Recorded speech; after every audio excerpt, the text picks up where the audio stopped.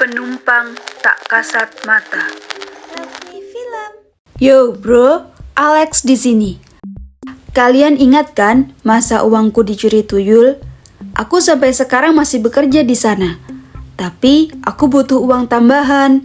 Jadi aku memutuskan untuk menjadi sopir taksi di hari libur kantor. Hari ini pelanggan lagi sepi, sehingga aku harus menunggu hingga malam. Di sudut kota, aku melajukan taksi di jalan yang lengang, menanti penumpang yang mungkin muncul. Udara dingin dan langit begitu gelap. Sesekali aku melihat ke kaca spion untuk memastikan jalanan di belakang. Sepi sekali, mungkin sudah waktunya pulang. Kemudian aku menancap gas untuk menambah kecepatan. Aku melambatkan taksi saat mendekati sebuah perempatan yang sunyi. Lampu jalan berkedip lemah. Saat itu, dari kegelapan, seorang wanita tiba-tiba muncul. Dia melambaikan tangan meminta tumpangan. Rambutnya panjang dan wajahnya tertutup sebagian oleh bayangan. Sedetik aku ragu, karena dia seperti bukan manusia. Tapi hari ini pendapatanku kurang. Ku ambil aja deh, suara batinku.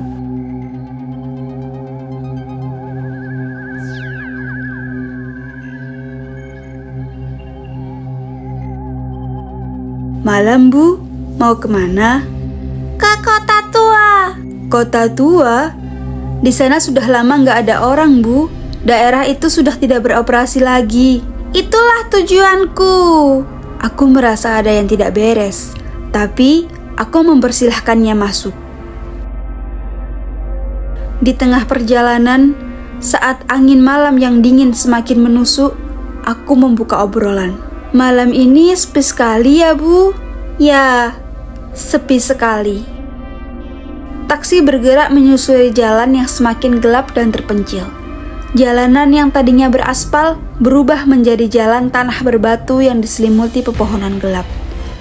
Udara menjadi dingin dan suasana semakin mencekam. Sepanjang perjalanan, aku memberanikan diri melihat kaca spion karena aku merasa penasaran dengan wajah wanita itu. Ada juga perasaan aneh yang menyelimutiku. Aku melirik kaca spion lagi dengan hati-hati. Perhatikan jalanmu. Apa yang kau lihat? Aku terkesiap dan meluruskan pandangan ke jalan. Namun, aku merasa seolah waktu berjalan lambat. Ada sesuatu yang salah. Tak ada yang berani pergi ke kota tua di malam hari, karena tempat itu dikenal angker. Aku berhenti di gerbang masuk gapura kota tua. Sudah sampai, Bu. Wanita itu tetap diam, hanya memandang lurus ke depan. Aku memandang berkeliling dan merasa seolah dunia berhenti di sekitar sini. Maaf Bu, saya tidak bisa antar lebih jauh. Jalanan di sana terlalu gelap dan berlubang. Ingatlah, ada penghuni di setiap tempat. Entah itu terlihat maupun tak terlihat. Setelah wanita itu berucap, aku bertanya-tanya, apa maksudnya? Sambil menunggu wanita itu keluar dari mobil. Namun, lama ku tunggu, tak ada suara.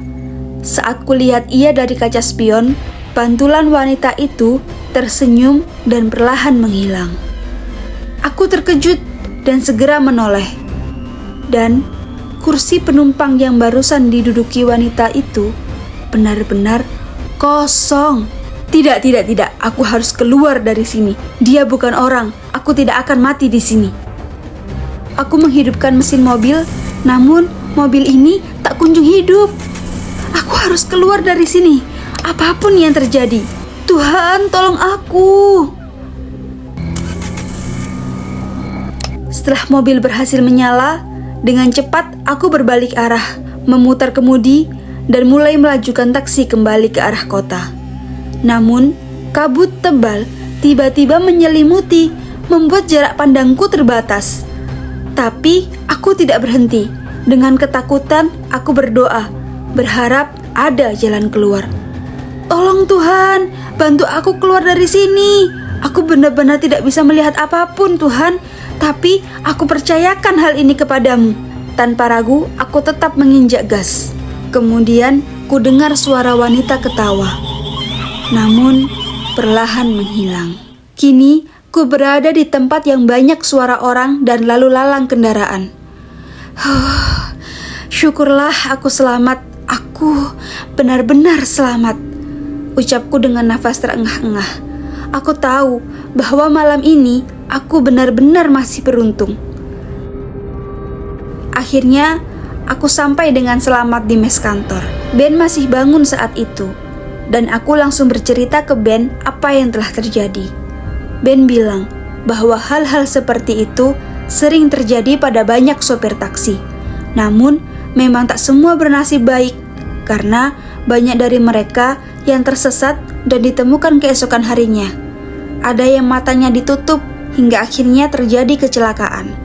Dan yang lebih parah lagi, ada juga yang disesatkan ke dunia lain sehingga tidak bisa kembali ke dunia manusia. Untunglah kamu masih ingat Tuhan di saat seperti itu. Tuhan pasti sedang membantumu tadi. Iya, aku mengakuinya. Terima kasih Tuhan, terima kasih banyak atas hari ini. Di malam yang sunyi, di jalanan yang sepi, ada kalanya kau harus mendengarkan naluri dan berbalik arah. Sebab tak semua penumpang yang menunggu di pinggir jalan adalah manusia.